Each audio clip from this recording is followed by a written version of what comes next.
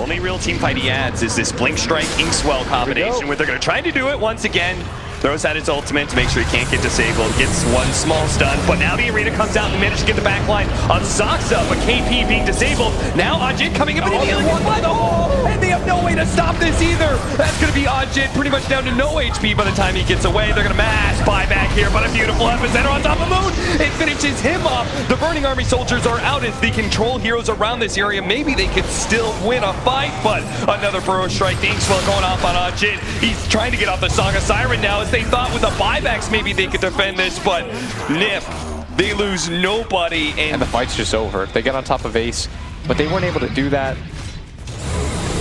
And now, well, they're going to go for the Soul Bind, double Storm Hammer. They do have the Ice Blast coming in, and Peter's going to take a lot of damage, but I love how 33 just immediately rushes forward and pushing back Mineski as best as possible. The Soul Gaze will eventually wear out here. KP was able to finish off the Soxa died as well as Peter. They're going to lose their supports, and that means there's no save for Ace. They will be able to get the Scythe under 33. He thought he was going to TP out successfully. Now he's dead, and the second life of the Medusa, she has nowhere to go to. All she can hope is she gets some sort of kill, but obviously they have too many stuns to let that happen.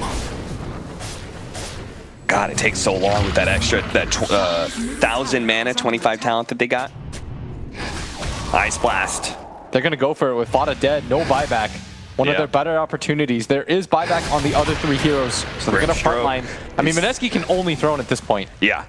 They just have to go for it. Yeah, they know that. Gonna pop the God Strength. KP leading the way. Like always, there's gonna be a glyph slowing him down. Ajit does so much damage with this Rapier and the Sven's God Strength. They're gonna disarm him with the Heaven's Halberd, just trying to slow things down. 20 seconds, that's all they need for this puck. And Mineski not doing fast enough damage. There's the imprisonment save from Soxa.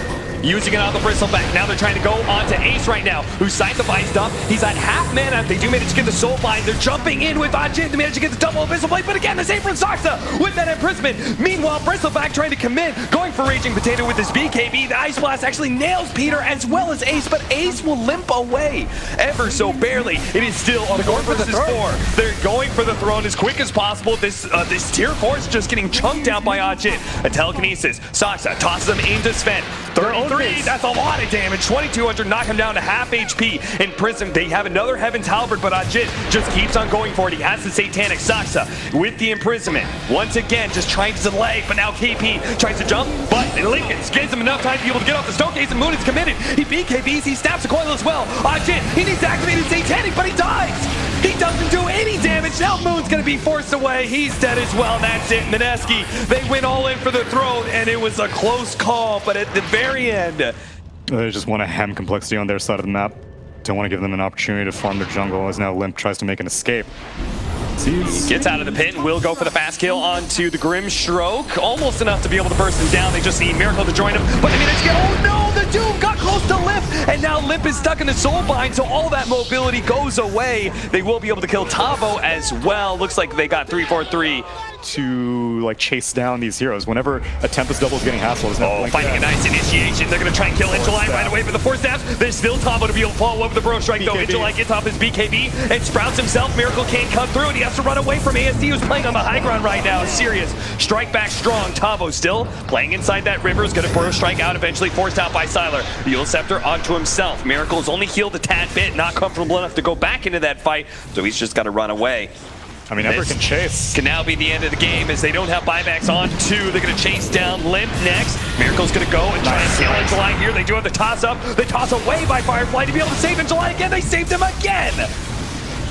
Twice now that Angelai has been bailed out by his team. There's no buyback on Limp now. Miracle was the only one with it. It is going to be 30% lifesteal on the Arc Warden as they commit now to end this game. It's only 2. Z-Freak, who's now been spotted out. The Rod of Atos managing to land on the Z-Freak enough to be able to catch up with the Orchid and everything else, allowing his team to get that final kill pretty much. Now it's just Miracle, all by his lonesome. And that mid tower is 1 attack away. They'll fortify it up just to make him work for it. But Mineski, this is the fight they really want to have. And is this the turning points we've seen so many times during this competition? Angelai, the primary target, pushed up against the wall. ASD's corpse on the edge with a curse. Huskar is locked in. This is such a waste of an arena. And Moon, they're all burning down to the Pulse Nova, the Savage Draw, forcing Meneski unwillingly to turn and run away, but Husker can't do that. The Rod of Atos will hold him in position. Maybe he can toggle his way to victory through all of this while Boogie helps in the tree lines. The Destiny is back. He's looking for the stun, and the root control from Silas Bear will do that work. 48 seconds on the sideline. Another jump in. Archie, it's good cleave damage into Firefly as well. In July, one more attack will do it, but the Cold Embrace, he couldn't hit through that, but that's why KP's there to do it. I don't know what more he can actually do. Ninja Boogie's the sole survivor from Meneski. He can die. So for Rage Potato. Yeah, they're coming around the back. In July's already gone for the Blink Lasso. Initiation over on Moon. He doesn't have spin available. He'll have to get the Omni Slash off if he wants to try and survive, but he's going around so much stuff. It's going to be completely nuked. And then Firefly, he'll run in the middle with the Spike Hammer. Boom, back into the spin. Finger of Death does come out, but they didn't get the Soul Bind out in time. A Fire Strike epicenter with a Shallow Grave. They're keeping Lycan alive. Sylar, finally he's going to die, but the rest of Meneski is going to join him in the afterlife.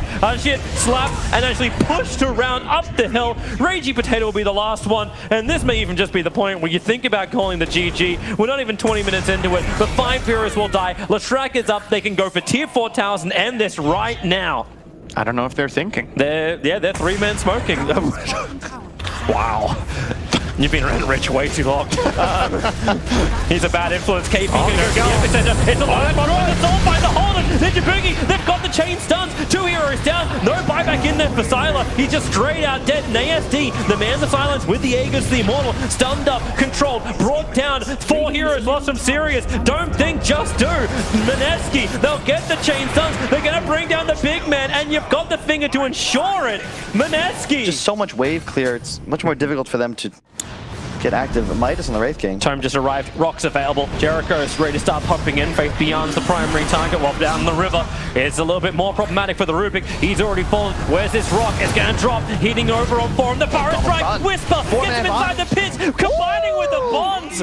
This is why one broken hero to another. Warlock gets himself 2 of these kills. Chris brings him the extra damage. Little out of range. He needs to wrap up around the corner. Observer Ward planted down, so Jericho sees him. No. And here's the Song of the Siren. 3 caught together in the tree lines as well. Sting is trying to stay out of range. Now he'll be caught by it. Tani will have to reset while the Ice Blast catches the Rage King down. But now the Rock is dropped down. Song of the Siren can be stolen. Trying to actually reset themselves, but it won't last long enough. He goes down, but with a Fatal Bond, still not. They broke it free. Kunker is trapped. Faith Beyond hitting from the trees, and maybe they have enough damage when the Ice Blast once again connected to the Rage King. He doesn't have enough mana for his reincarnation. He ran too low. Chris is on the retreat back out. The TA is doing so much work with the help of Faith Beyond. They do bring down Chris to move their attention of the support. Glimmercake will protect him. Does reveal, but there's no follow-up. Whisper is trying to solo 4-3-0. He has Yules.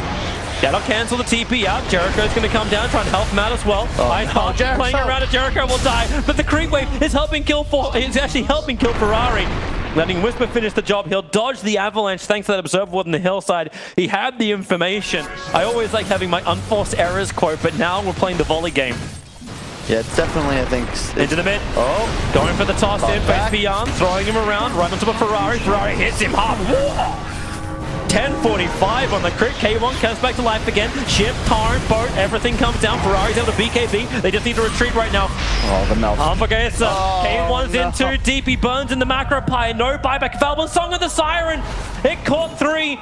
All around the racks, they're ready to fight Faith Beyond. He's just lacking a couple of trees, but the Rock will drop. Fatal Bonds will connect, but there is no one to do any level of damage, or is there? When the ship connects, Ferrari's already been popped. The tree is trying to retreat back out. The tree falling. He needs more trees. There's just not enough bark to bite.